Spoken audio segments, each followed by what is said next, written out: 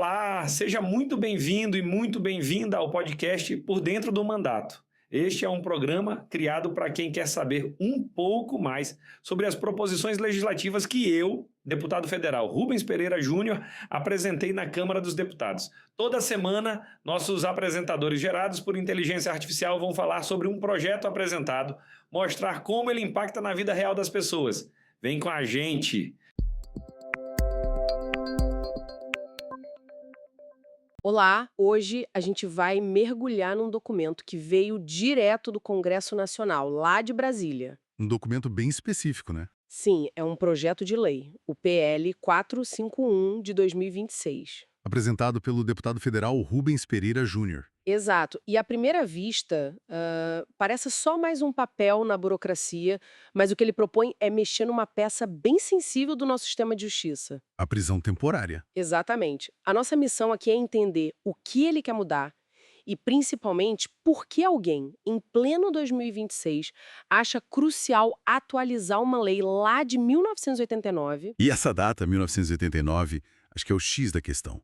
O projeto tenta fazer essa lei antiga, Da época da fita cassete. pois é, tenta fazer ela conversar com uma lei de 2013, que já foi criada para lidar com o crime organizado de hoje, que é muito mais complexo. É como tentar rodar um aplicativo de agora num computador antigo. Perfeito.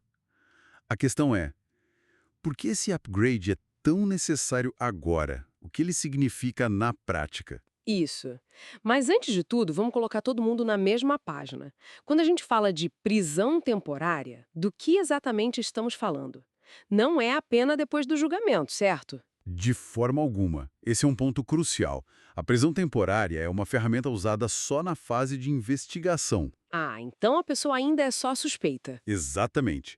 Ainda não foi condenada.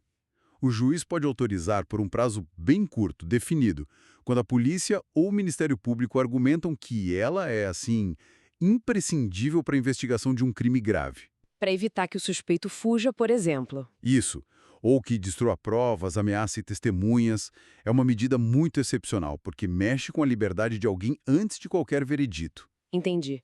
É uma ferramenta de investigação, não de punição. Perfeito. E o projeto quer ajustar para quais crimes essa ferramenta pode ser usada.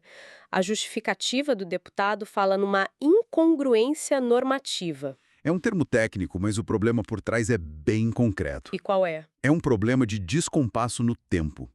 A lei da prisão temporária, a de 89, tem uma lista de crimes onde ela pode ser aplicada. Certo. Um desses crimes é o de quadrilha ou bando, que está previsto lá no Código Penal.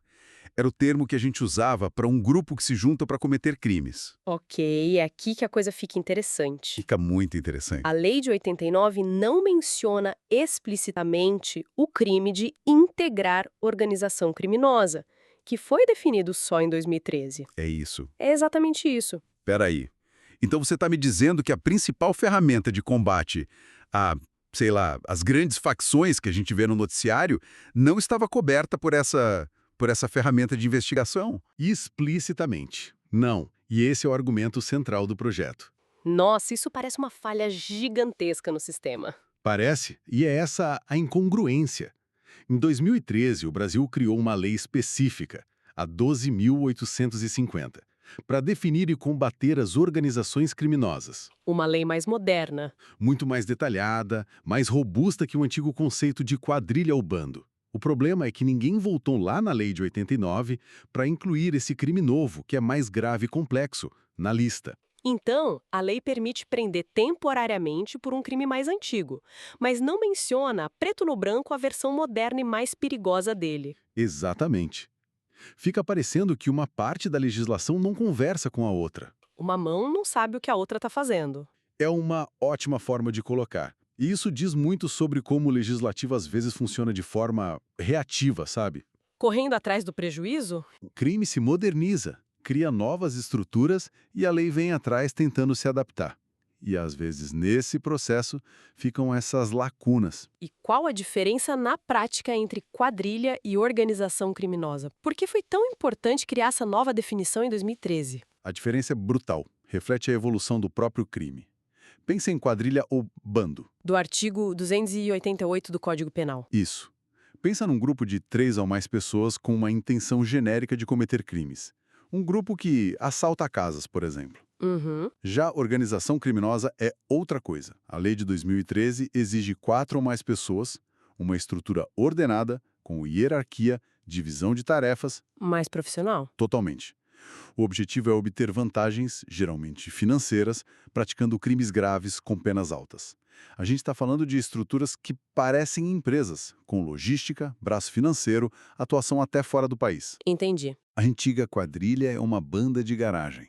A organização criminosa é uma orquestra sinfônica do crime. Nossa, analogia perfeita, fica muito claro. Então, se a lei ficou com essa lacuna, eu imagino que a solução no projeto seja algo bem complexo. Uma reescrita de vários artigos para alinhar tudo. É o que se poderia pensar. Mas aí que está a surpresa.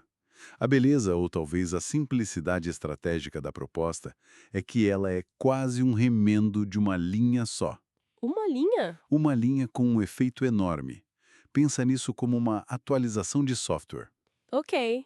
O Sistema Operacional da Justiça foi atualizado em 2013 para reconhecer um vírus novo, a organização criminosa. Mas o antivírus, que é a lei da prisão temporária, ainda rodava a versão de 89 e não reconhecia essa ameaça. E o projeto é o patch de atualização. Basicamente, é a instalação do patch. E como é esse patch de uma linha? A proposta é só adicionar um único item à lista de crimes da lei de 1989.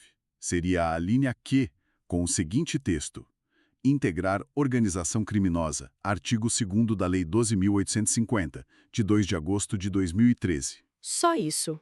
Só isso. Com essa pequena adição, a conexão entre as duas leis fica explícita, inequívoca. Acaba a discussão, a insegurança jurídica. A ferramenta passa a ser aplicável sem margem para dúvida. É uma mudança textual mínima, mas com uma consequência prática imensa para as investigações, então. Gigantesca. Porque, veja bem, não se está criando uma nova prisão, Certo? nem dando um poder novo e arbitrário para o Estado. Está se dizendo que uma ferramenta que já existe, cujo uso é controlado por um juiz e que já vale para crimes como homicídio, sequestro, estupro. Uhum. Organiza todos esses outros, ou de integrar uma organização criminosa. A lógica é a da coerência. Ok, a lógica técnica está clara. Mas qual é a venda que o deputado faz? O que ele diz no documento para convencer os outros parlamentares? Boa pergunta. Ele fala que as organizações criminosas têm maior potencial lesivo e elevada complexidade organizacional. Mas isso não é um pouco óbvio? Qual é o argumento, digamos, operacional por trás disso? A sua pergunta vai no cerne da justificativa. Dizer que são mais perigosas é o ponto de partida, mas o argumento principal é tático. Tático. Sim. A estrutura complexa e hierárquica dessas organizações é ao mesmo tempo a força e a fraqueza delas. A prisão temporária, nesse contexto, não serve só para evitar a fuga de alguém. Serve para quê, então? Ela é vista como uma ferramenta estratégica para desestabilizar a organização durante a investigação. Como assim, desestabilizar? Pensa na cadeia de comando. Se você prende temporariamente um líder, um gerente da organização, você pode interromper o fluxo de ordens. Ah, claro. Você impede que ele continue comandando as operações de onde estiver. E mais, você o isola da rede de contatos dele. Isso é vital para evitar a destruição de provas. Queima de documentos, ocultação de dinheiro. Exato. Intimidação de testemunhas. Numa investigação sobre um crime isolado, isso já é importante. Numa sobre uma rede criminosa, é absolutamente crucial. E a justificativa do projeto argumenta que, sem essa ferramenta, o Estado fica em desvantagem. Fica em desvantagem, tentando desmantelar uma rede complexa com um dos seus principais instrumentos indisponível. Entendi. Então não se trata de inventar uma nova punição, mas de aplicar a mesma lógica a um problema que evoluiu. Precisamente. A ideia é que seria ilógico ter essa ferramenta para quadrilha, que é o crime menor, e não para a organização criminosa, que é o maior. A palavra é essa, consistência. A justificativa do projeto se baseia nesse apelo à lógica e à eficácia. E fecha uma brecha, né? Exato. O argumento final é que a ausência dessa previsão legal explícita não só enfraquece a investigação, como gera um debate jurídico desnecessário. Como assim? Toda vez que o investigador precisa pedir a prisão temporária nesse contexto, a defesa pode argumentar que a lei não permite. Isso gera insegurança, atrasa o processo. A mudança proposta quer fechar essa porta de uma vez por todas. Tudo isso faz muito sentido do ponto de vista da investigação e da acusação. É um argumento forte pela eficiência do Estado. Sem dúvida. Mas toda vez que se fala em facilitar uma prisão antes de uma condenação, um alarme soa para quem defende as garantias individuais, certo? Com certeza. E esse é o outro lado da moeda. Alguém poderia argumentar que já se prende demais provisoriamente no Brasil e que essa seria só mais uma porta que se abre. Sem dúvida. Esse é o ponto de tensão fundamental em qualquer debate sobre direito processual penal. Não tem como escapar. E por quê? Porque a prisão, especialmente antes de uma sentença final, é a medida mais drástica que o Estado pode tomar. Ela afeta diretamente o princípio da presunção de inocência, por isso a lei a trata como uma exceção absoluta. E qual seria o receio na prática com essa mudança? O receio é o que se chama de alargamento ou banalização da prisão cautelar. A banalização do uso. Exato. A crítica seria que, ao facilitar o uso da ferramenta para um crime, de contornos às vezes amplos, como integrar organização criminosa, se correria o risco de prender gente com base em suspeitas frágeis, Usando a prisão não para investigar, mas para pressionar. para pressionar por delações ou simplesmente para dar uma resposta rápida à sociedade. O argumento contrário a esse tipo de proposta é sempre que o sistema já tem outros mecanismos, como a prisão preventiva, que tem requisitos mais rigorosos. E que a expansão da prisão temporária poderia desequilibrar a balança. Exatamente. Desequilibrar em favor do Estado, fragilizando os direitos do cidadão. Então, mesmo que o projeto seja tecnicamente um ajuste de coerência, ele alimenta um debate muito maior. Um debate sobre o equilíbrio entre o poder de investigar e punir do Estado e os direitos individuais. E o debate no Congresso não vai ser só sobre a tal da linha Q. De jeito nenhum. Será sobre filosofia do direito. De um lado, o clamor por mais eficiência no combate a grupos criminosos cada vez mais audaciosos. E do outro, Do outro, a defesa intransigente de que a liberdade é a regra e a prisão a exceção das exceções, e que cada nova hipótese de prisão deve ser vista com a máxima desconfiança. a aprovação ou não desse projeto vai dizer muito sobre qual desses polos está com mais força no momento. Vai ser um termômetro interessante. Analisando tudo isso, fica claro que o PL 451 de 2026 é muito mais do que um ajuste técnico. Muito mais. Ele é o sintoma de uma corrida armamentista legislativa, onde o Estado busca atualizar suas ferramentas para enfrentar um crime que se tornou mais complexo. Sim. A proposta é essencialmente um ato de modernização e harmonização da lei. É fechar uma brecha, uma falha de comunicação entre uma lei de 1989 e uma de 2013. E dar aos investigadores uma ferramenta que eles consideram vital para desarticular as estruturas de comando do crime organizado. Mas, como vimos, essa busca por eficácia esbarra numa das questões mais delicadas da democracia. E isso nos deixa com uma reflexão final, não é? Sim, levanta uma questão importante que vai muito além deste projeto específico. E qual seria? A proposta, como vimos, visa aumentar a eficácia da investigação.